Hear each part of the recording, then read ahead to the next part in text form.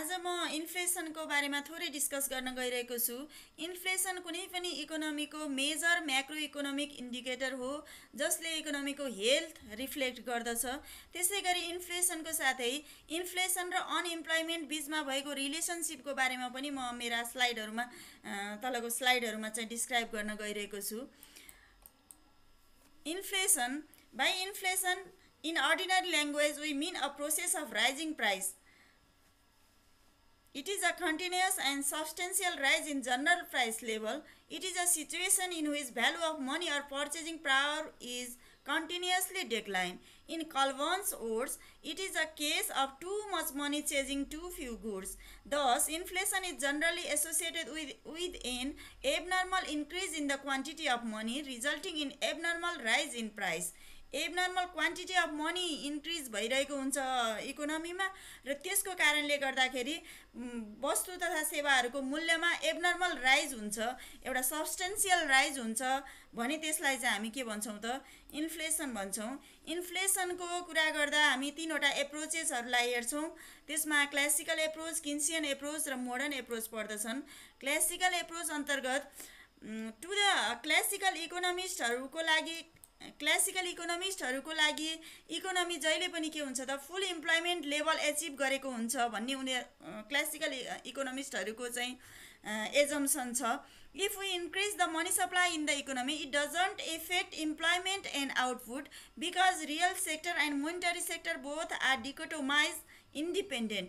उनीहरूले के भन्छन् भन्दा मनी सप्लाई इकोनोमीमा मनी सप्लाईमा इन्क्रिज हुँदाखेरि त्यसले चाहिँ इम्प्लोइमेन्ट र आउटपुट लेभलमा कुनै पनि इफेक्ट गर्दैन, किनकि इकोनोमी अलरेडी फुल इम्प्लोइमेन्ट लेभल एचिभ गरिसकेको हुन्छ।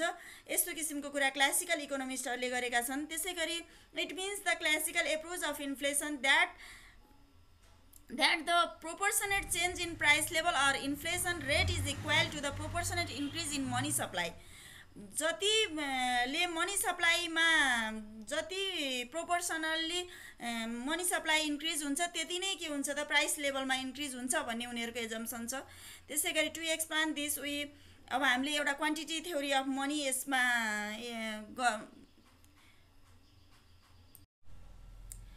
हामीले क्लासिकल एप्रोचबाट इन्फ्लेसनको डिस्क्राइब गर्नको लागि क्वान्टिटी थ्योरी अफ मनीलाई लिन सक्छौँ।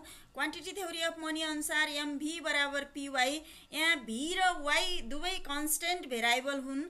जब एम मनी सप्लाई बढ्छ त्यत्तिकै रेसियोमा के हुन्छ त प्राइस लेभल बढ्छ। त्यो भनेको मनी सप्लाई यदि 10%ले इकोनोमीमा बढ्यो भने इन्फ्लेसन पनि के हुन्छ त 10%ले बढ्छ, प्राइस लेभल पनि 10%ले बढ्छ भन्ने कुरा यसले डिस्क्राइब गरेको छ र यसलाई हामी तलको फिगरबाट डिस्क्राइब गर्न सक्छौँ। क्लासिकल एप्रोच अफ इन्फ्लेसनलाई मैले यो फिगरको माध्यमबाट इलस्ट्रेट गर्ने प्रयास गरेको छु। यसमा एक्स एक्सिसमा आउटपुट र वाई एक्सिसमा प्राइस देखाएको छ र यसमा ओवाईएफ फुल इम्प्लोइमेन्ट लेभल, इकोनोमी जहिले पनि फुल इम्प्लोइमेन्ट लेभलमा हुन्छ भन्ने एजम्सन अनुसार हो र यसमा एडी1 aggregate demand with price P1 र इक्विलिब्रियम पोइन्ट U1 छ। जब इकोनोमीमा के हुन्छ त मनी सप्लाई बढ्छ त्यसपछि मनी भनेको त जहिले पनि एक्सचेन्जको माध्यम हो, त्यसले गर्दाखेरि मिडियम अफ एक्सचेन्ज भएको कारणले गर्दा यसले के गर्छ त एग्रिगेट डिमान्ड बढाउँछ र एडी1बाट त्यही प्रोपोर्सनेटमा के हुन्छ त एडी2मा पुग्छ। एडी2मा पुग्दाखेरि के हुन्छ त अलरेडी इकोनोमी फुल इम्प्लोइमेन्ट लेभलमा भएको कारणले गर्दाखेरि कुनै पनि आउटपुट बढ्दैन। यसले चाहिँ के गर्छ त सोही प्रोपोर्सनेटमा प्राइस मात्रै बढाउँछ। यसलाई चाहिँ के हुन्छ त भन्दा यो P1 P2 बाई OP1 बराबर E1 E2 by E1 YF हुन जान्छ। यो P1 P2 बाई OP1 यसको प्रोपोर्सनेट र यसको प्रोपोर्सनेट के हुन्छ त बराबर हुन्छ। त्यसलाई हामीले डेल M बाई M भनेर पनि डिस्क्राइब गरेका छौँ। अब हाम्रो इन्फ्लेसनको अर्को एप्रोच छ किन्सियन एप्रोच। किन्सियन एप्रोच अनुसार के हुन्छ भन्दा if aggregate demand increases it can increase price level as well as output if the economy is in below full employment level. उनले चाहिँ इकोनोमी फुल इम्प्लोइमेन्ट लेभल मा पनि हुनसक्छ र फुल इम्प्लोइमेन्ट लेभल भन्दा तल पनि हुनसक्छ भन्ने एज्युम गरेका छन्। यसमा increase in price level and output both is called semi inflation. अब एग्रिगेट डिमान्ड बढ्दाखेरि प्राइस लेभल पनि बढ्ने र आउटपुट पनि बढ्ने अवस्था छ भने त्यसलाई किन्सले सेमी इन्फ्लेसनको अवस्था भनेर डिस्क्राइब गरेका छन्। त्यस्तै but if the economy is at the full employment level then an increase in AD increases the general price level only which is called real inflation. यदि इकोनोमी फुल इम्प्लोइमेन्ट लेभलमा छ भने aggregate डिमान्डमा भएको वृद्धि सँगसँगै के हुन्छ त भन्दा प्राइस लेभल मात्रै बढ्दछ, त्यसलाई चाहिँ किन्सले रियल इन्फ्लेसन भनेका छन्। So under Keynesian system inflation can be real and semi and the inflation is the result of aggregate demand. Inflation चाहिँ रियल इन्फ्लेसन र सेमी इन्फ्लेसन हुन्छ र इन्फ्लेसन जहिले पनि एग्रिगेट डिमान्डको आधारमा इन्फ्लेसन बढ्छ भन्ने कुरा किन्सले उल्लेख गरेका छन्। त्यसै to describe this the illustration figure is given. Keynesian approach of inflation मैले यो फिगरबाट इलस्ट्रेट गर्ने प्रयास गरेको छु। यसमा जब इकोनोमीमा मनी सप्लाई बढ्छ, मनी सप्लाई बढेको अवस्थामा के हुन्छ भन्दा एग्रिगेट डिमान्ड AD1 बाट AD2 पुग्छ, त्यो सँगसँगै के हुन्छ त प्राइस P1 बाट P2 मा पुग्छ। त्यसै गरी मनी सप्लाई बढ्दै जाँदाखेरि Y2 बाट YF मा जाँदाको अवस्था पनि के हो त P1 बाट त्यो P2, P2 बाट P3 जान्छ। Aggregate demand AD1, AD2, AD2 बाट AD3 र इक्विलिब्रियम पोइन्ट E1, E2 र E3 एचिभ हुन्छ। त्यो अवस्थालाई किन्सले के भनेका छन् भन्दा सेमी इन्फ्लेसन भनेका छन्। सेमी इन्फ्लेसनको अवस्थामा जब प्राइस मनी सप्लाई बढ्छ त्यो सँगै आउटपुट पनि बढेको हुन्छ र प्राइस लेभल पनि बढेको हुन्छ, इन्फ्लेसन पनि बढेको हुन्छ। त्यो चाहिँ कुनै पनि इकोनोमीको लागि सिरियस इस्यु होइन भन्ने कुरा उनले उल्लेख गरेका छन्। त्यसै गरी जब इकोनोमीमा मनी सप्लाई अझै बढ्दै जान्छ त्यसपछि अब के हुन्छ त भन्दा फुल इम्प्लोइमेन्ट लेभलमा पुगिसकेपछि अब एग्रिगेट आउटपुट बढ्दैन। त्यसको कारणले गर्दाखेरि के हुन्छ त एग्रिगेट सप्लाई पनि कन्स्ट्यान्ट हुन्छ र त्यसले प्राइस मात्रै बढाउने काम गर्छ। जुन प्राइस चाहिँ P3 बाट P4 मा पुगेको छ यहाँहरूले देख्न सक्नुहुन्छ। त्यसलाई चाहिँ यो P3 बाट P4 मा पुगेको अवस्थालाई चाहिँ किन्सले रियल इन्फ्लेसन भनेका छन्।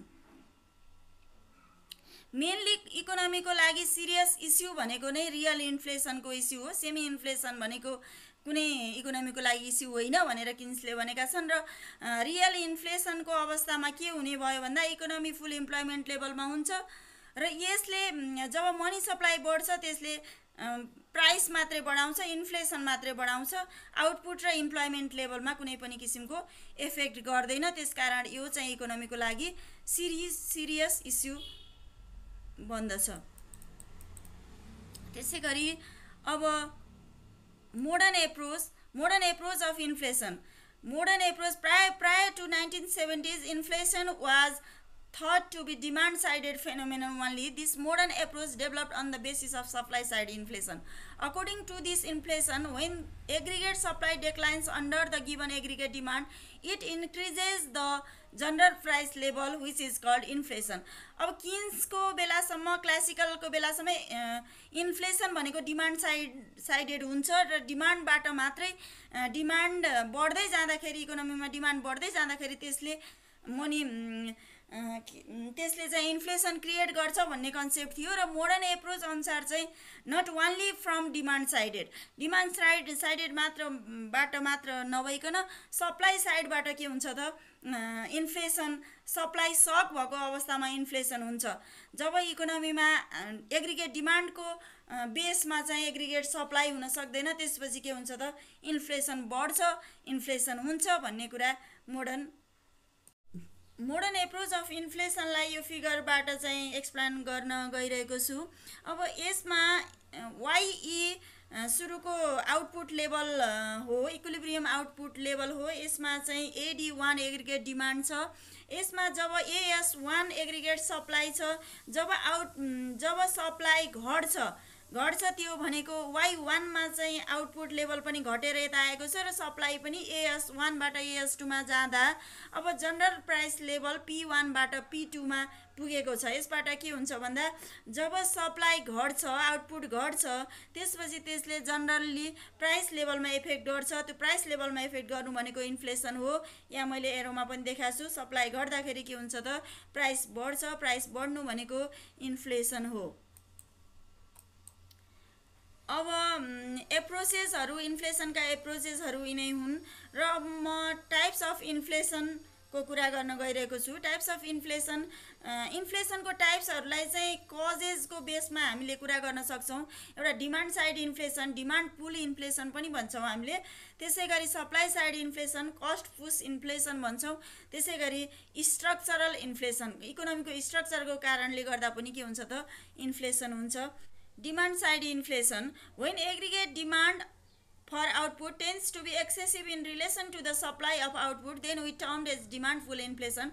Demand increases due to following reason: increases in government expenditure, increase in money supply, increase in disposable income, increase in communities aggregate spending, decrease in tax, excessive speculation and tendency to hoarding, increase in population, increase in salaries, wages, dearness allowance and so on.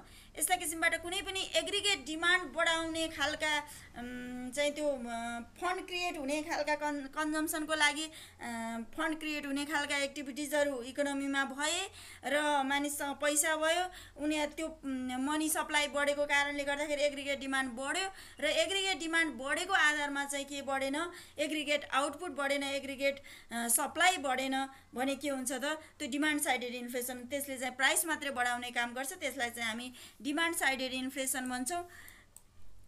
Supply side inflation, जसलाई हामी cost push inflation पनि भन्छौँ।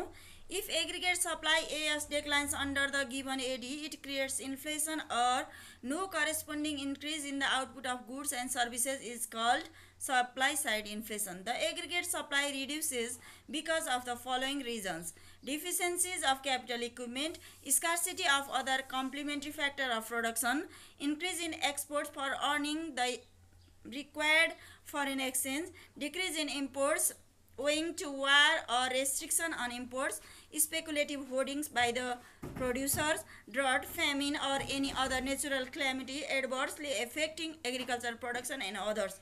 यस्ता किसिमका supply related एक्टिभिटिजहरूका कारणले गर्दाखेरि जब इकोनोमीमा supply socks हुन्छ त्यसपछि चाहिँ के हुन्छ त इन्फ्लेसन हुन्छ। जनरल प्राइस लेभलमा बढ्छ, एग्रिगेट डिमान्ड कन्स्टेन्ट हुन्छ, सप्लाई बढ्दैन, त्यसले गर्दाखेरि इकोनोमीमा इन्फ्लेसन हुन्छ।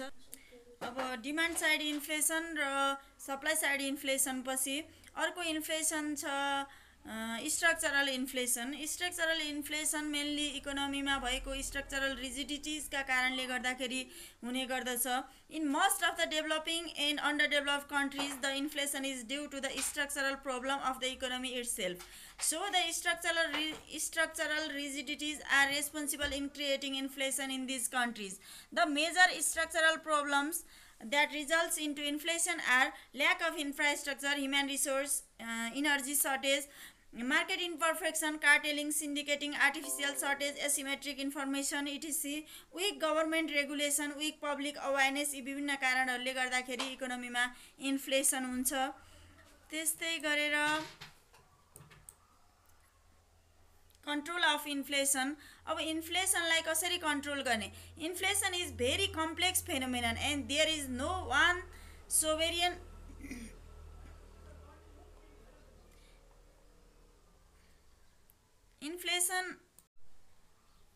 इन्फ्लेसन कुनै पनि इकोनोमीको एउटा सिरियस इस्यु हो र इकोनोमीमा यसलाई एउटा निश्चित सीमाभित्र राख्ने प्रयास गरिएको हुन्छ र inflation is very complex phenomenon and there is no one sovereign remedy to combat it.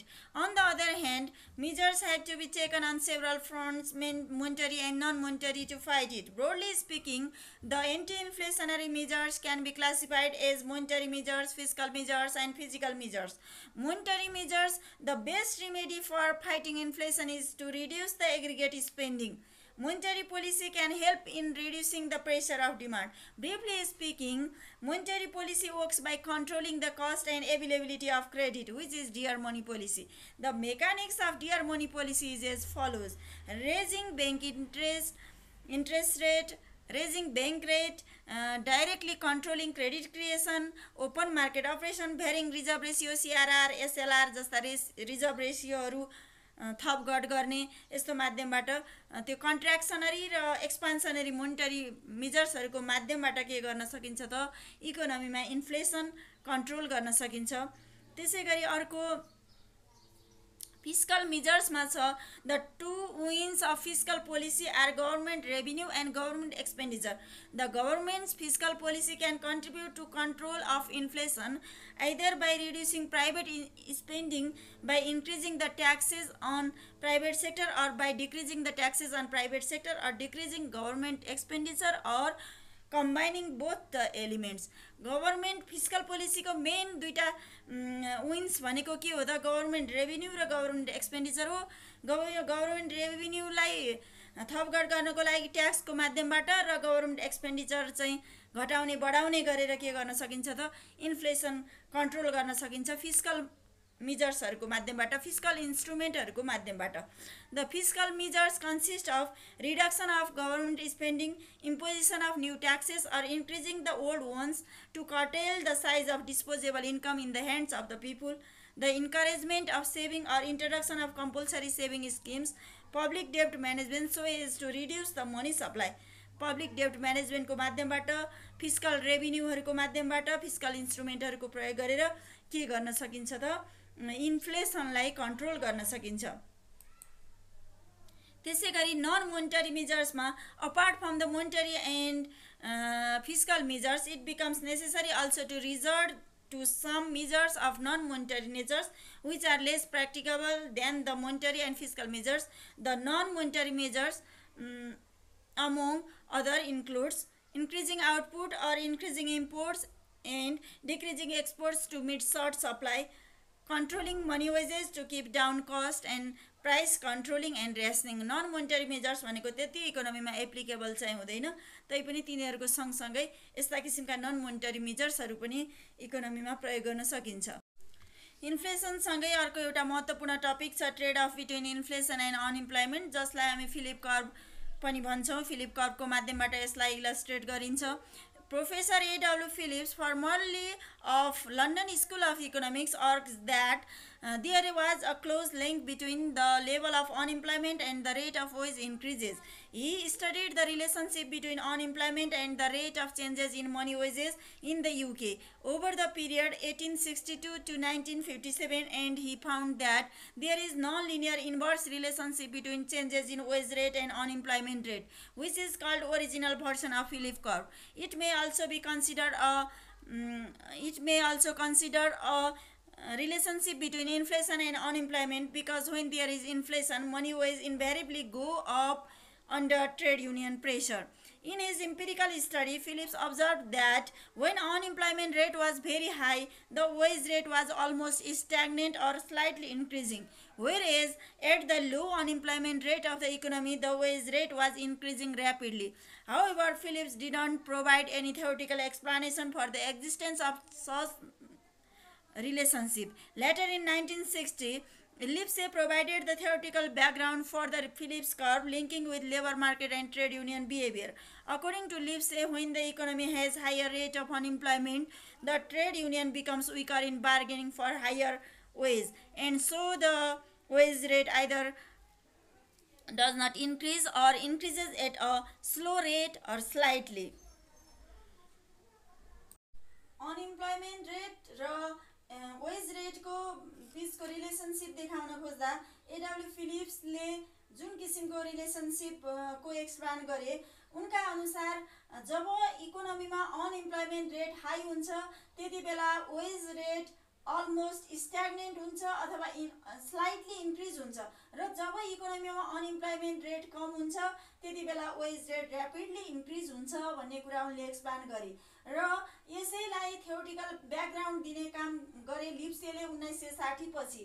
उनले यस वेज रेट र अनइम्प्लोइमेन्टको बीचमा ट्रेड युनियन बिहेभियरलाई ल्याएर जोडे र जब इकोनोमीमा अनइम्प्लोइमेन्ट रेट हाई हुन्छ त्यति बेला बार्गेनिङ पावर कम हुन्छ ट्रेड युनियनहरुको, त्यसपछि वेज रेट कम हुन्छ, स्थिर हुन्छ अथवा स्लाइटली इन्क्रिज हुन्छ र जब इकोनोमीमा अनइम्प्लोइमेन्ट रेट कम हुन्छ त्यति बेला ट्रेड युनियनहरु बार्गेनिङमा स्ट्रङ हुन्छन् र वेज रेटको लागि हायर वेज रेटको लागि बार्गेनिङ गर्छन् र वेज रेट र्यापिडली इन्क्रिज हुन्छ भनेर लिप्सेले फिलिपको कन्सेप्टमा एक्सप्लेनेसन दिने काम गरे, लजिकल एउटा एक्सप्लेनेसन दिने काम गरे Similarly, when there is low unemployment in the economy, the trade union becomes more powerful in bargaining for higher wage, and so the wage rate increases rapidly. The behavior of trade union and labor market makes the Philip curve non-linear and negatively sloped.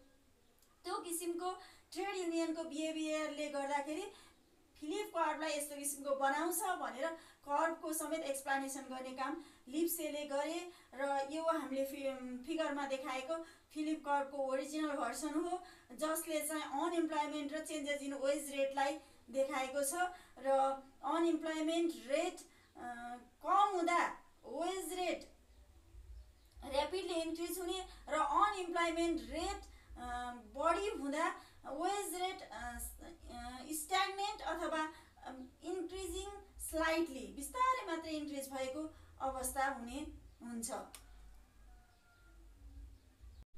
एडब्ल्यू फिलिप्सले unemployment र wage रेटमा भएको चेन्जलाई एउटा जुन किसिमले explanation गरेका छन् त्यसको बेसमा रहेर लिप्सेले ट्रेड युनियन बिहेभियर जोडेर अनइम्प्लोइमेन्ट र चेन्जेस इन वेज रेटलाई डिस्क्राइब गर्ने काम गरे र त्यो दुईटाको बेसमा रहेर सोलो र स्यामुल्सनले एउटा फिलिप कर्भको मोडिफाइड भर्सन डेभलप गरेका छन्। Solow Samuelson published an empirical paper in 1960 where they have arrived that when wage rate increases in excess of the labor's productivity due to trade union pressure, it ultimately affects inflation. So according to them, the ultimate trade-off between inflation and unemployment exists. It means when inflation is high, unemployment is low and vice versa.